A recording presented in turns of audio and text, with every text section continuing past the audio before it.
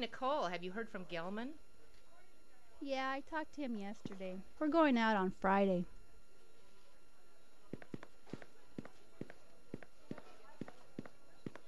Welcome to class, soldier.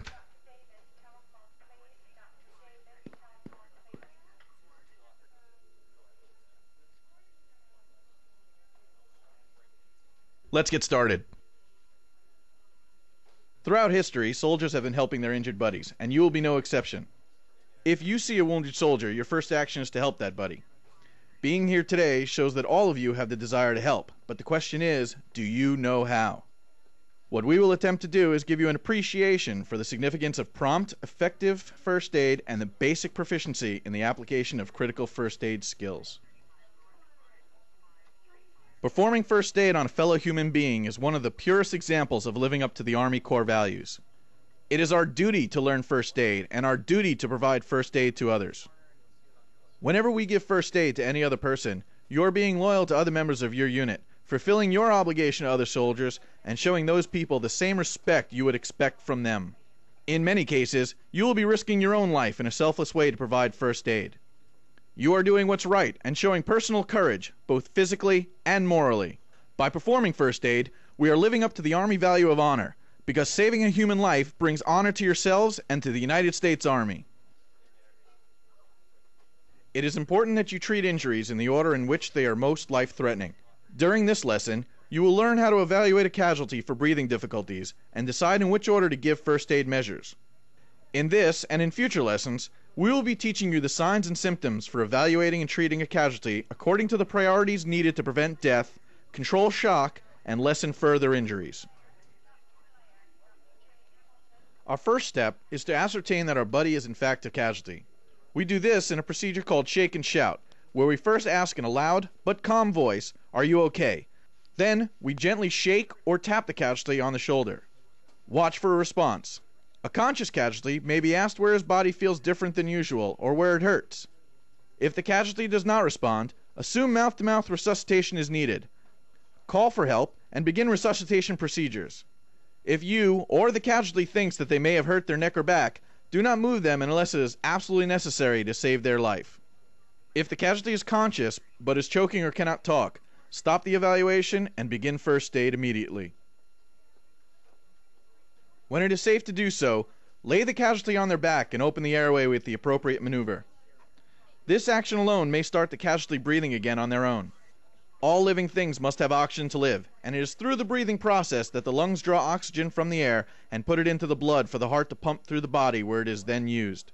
Without this oxygen, cells in the brain and nervous system may die after 4 to 6 minutes.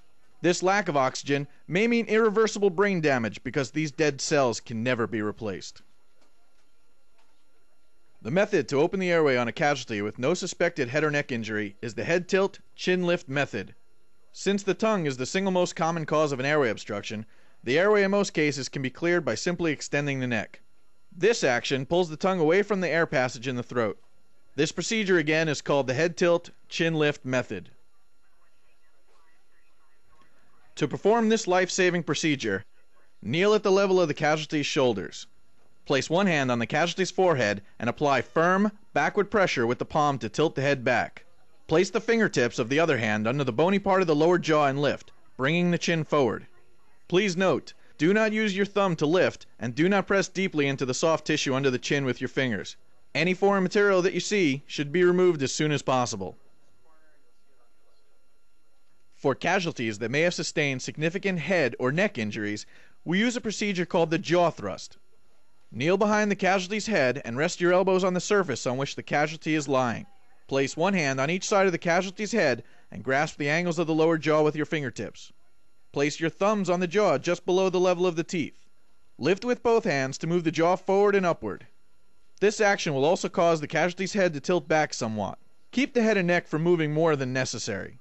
If the casualty's lips are still closed after the jaw has been moved forward, use your thumbs to retract the lower lip and allow air to enter the casualty's mouth. Next, check to see if the casualty is breathing by using the look, listen, and feel method.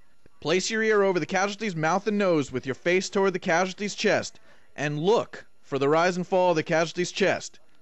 Listen for breathing and simultaneously feel for breath on your ear and cheek. If casualty is not breathing, immediately call for medical help and continue with your first aid. If the casualty does not spontaneously start breathing when you open their airway, you will need to provide what we call rescue breaths. If you are using the head tilt chin lift method, use the thumb and index finger of your hand on the casualty's forehead to gently pinch the casualty's nostrils closed. If you are using the jaw thrust, close the casualty's nostrils by placing your cheek tightly against the nose. Administer 2 full breaths by opening your mouth wide and taking a deep breath. Place your mouth over the casualty's mouth. Make sure that your mouth forms a good seal so that air will not escape when you blow into the casualty's mouth. Maintaining the open airway will keep the casualty's mouth open slightly. Blow a breath into the casualty's mouth. As you blow, observe the casualty's chest. If air is getting into the casualty's lungs, his chest will rise. After blowing the first breath, quickly break the seal and take another deep breath. Seal your mouth over the casualty's mouth again and blow. Administering the 2 full breaths should take about 2 to 3 seconds. After delivering your breaths, break the seal over the casualty's mouth and release their nose. This will allow the casualty's body to exhale naturally. If you cannot seal off the casualty's nose, or if the casualty has injuries to their mouth or jaw area that prevent you from administering mouth-to-mouth resuscitation, administer mouth-to-nose resuscitation instead. Close the casualty's mouth so air will not escape. Seal your mouth over the casualty's nose and blow the 2 breaths into their nostrils. If the casualty begins breathing on their own, look for additional injuries. After treating the injuries, arrange for the casualty to be evacuated to a medical treatment facility. Do not leave the casualty alone since their breathing may stop again. The casualty may still require help to keep their airway open. If air goes in and out of the casualty's lungs, but they do not start breathing on their own, check their pulse. If the casualty's chest did not rise and fall, then fresh air is not getting into the lungs.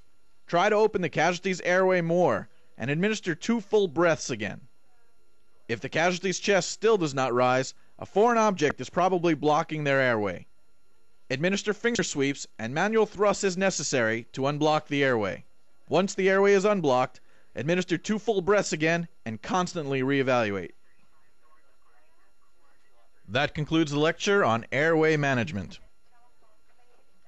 Your tests are in front of you. When you're through, come up and see me to get your grade.